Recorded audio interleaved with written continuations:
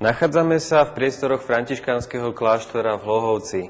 Naše dnešné rozprávanie o rode Turzovcoch nemôžeme začať nikde inde ako práve tu. Pretože tento objekt sa na dlhé roky stal strediskom vzdelanosti, bolo tu trojazyčné gymnázium práve v období, kedy Turzovci vládli nad Hlohovcom. A nebolo to málo rokov.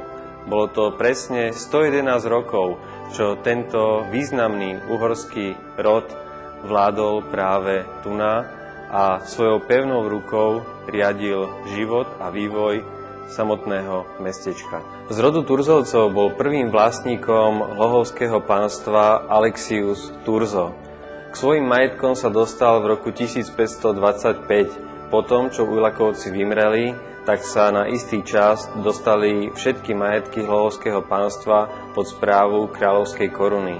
Potom, ako odumrť, ich král daroval Alexiusovi Turzovi, ktorý bol synom významného krakovského a neskôr levodského obchodníka Jána Turzu. Bolo to pomerne nepokojné obdobie, pretože za hranicami sa už čoraz nástojčivejšie hlásilo turecké nebezpečenstvo.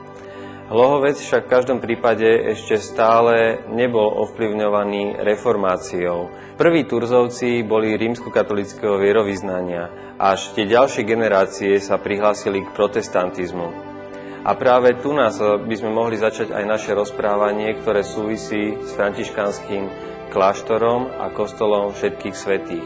Je zaujímavé, že práve tento kostol si rodina vybrala za svoju rodovú hrobku, za pohrebné miesto, kde budú pochovaní všetci príslušníci tejto rodiny. Alexius Turzo zomrel v roku 1543. Vlády nad Hlohovcom sa na istý čas ujala jeho dcéra Alžbeta a neskôr druhá dcéra Anna. Práve ona a jej manželia priniesli do Hlohovca novú vieru. Anna sa najskôr vydala za Jaroslava z Pernštejna a tu nás sa začína obdobie práve evanielikov, ich pôsobenia v Hlohovci. V tomto období prichádzajú do Hlohovca aj viacerí kazatelia. Nová myšlienka sa šírila pomerne rýchlo. Mimoriadne významným predstaviteľom z radov kazateľov bol práve Peter Bornemisa, prezývaný Abstemius, ktorý pôsobil priamo na dvore Turzovcov. Po smrti Jaroslava z Pernštejna sa Anna vydala druhýkrát za Adama Ungnáda a po jeho smrti po tretíkrát za Juliusa zo Salmu. A práve v jeho období Hlohovec prešiel významným zostupom, prerodom na kultúrne mestečko. V tom období totiž bolo zriadené aj trojazyčné gymnázium, teda akási vysoká škola, forma vysokej školy v budove tohto kláštora a práve v týchto priestoroch fungovala niekoľko desaťročí. Ešte skôr, ako došlo k zriadeniu trojazyčného gymnázia, v roku 1576 došlo k vypáleniu samotného kláštora a k vyhnaniu františkánskych mníchov z neho. Za krátky čas sa začalo s obnovou celej kláštornej budovy a s jej premenou práve na spomínanú školu. V tomto období došlo aj k výraznejšej prestavbe kostola všetkých svätých. Už onedlho sa tu nechali pochovávať aj prví Turzovci. Je pozorhodné, že už od čias Alexia Turzu práve Hlohovský hrad bol sídlom a centrom ich panstva. Odtiaľto vybavovali všetku administratívnu agendu a je pozoruhodné, že za vlády Alexiusa Turzu prebiehali priamo na Hlohovskom hrade súdne procesy.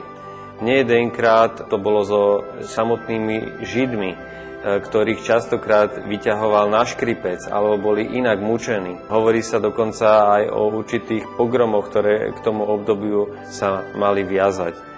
Skrátka, Alexius Turzo a jeho následovníci vládli pomerne pevnou a tvrdou rukou nad Hlohovcom.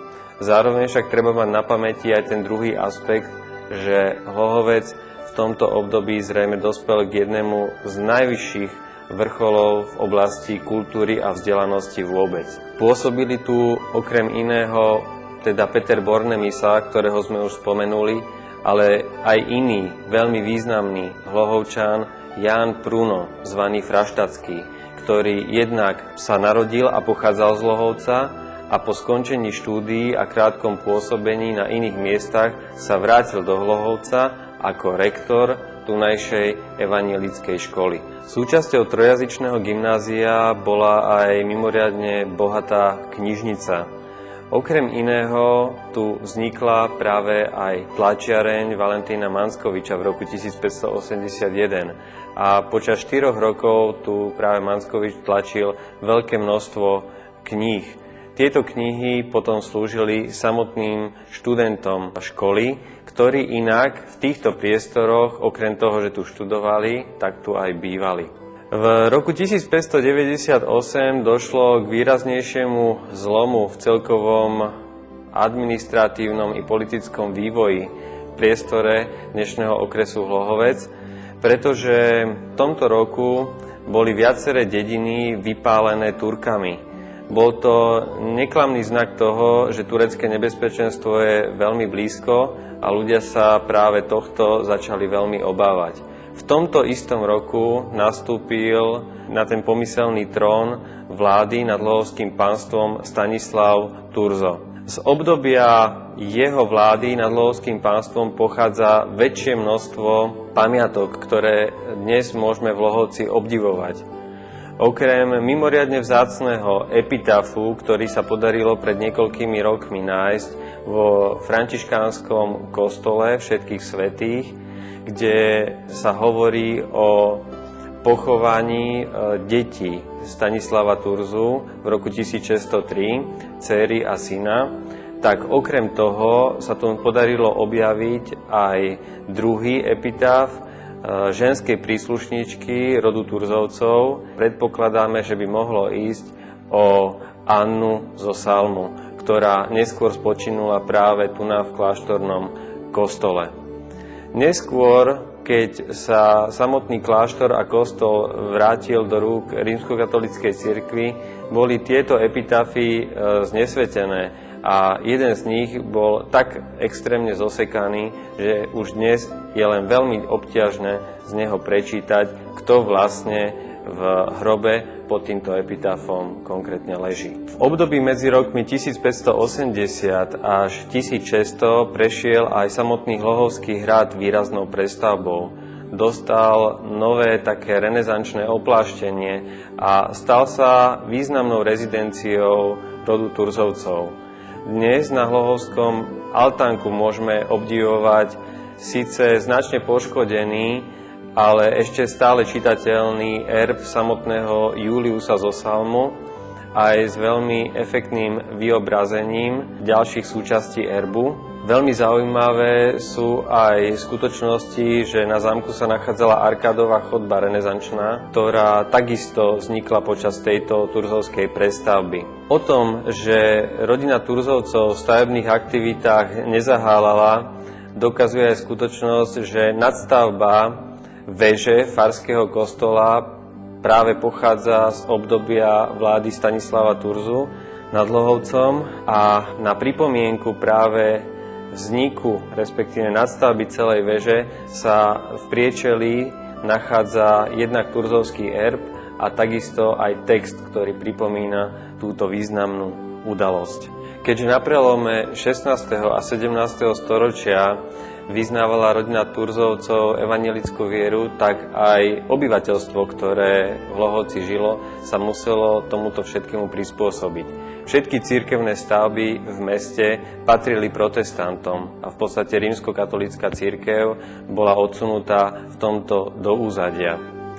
Až v roku 1629 sa potom Turzovci opäť vrátili ku katolíckej viere a už nasledovatelia synovia Stanislava Turzu v tejto viere aj naďalej žili. V roku 1636 dochádza k vymretiu samotných Turzovcov. Posledným majiteľom Hlohovského pánstva bol Michal, syn Stanislava Turzu.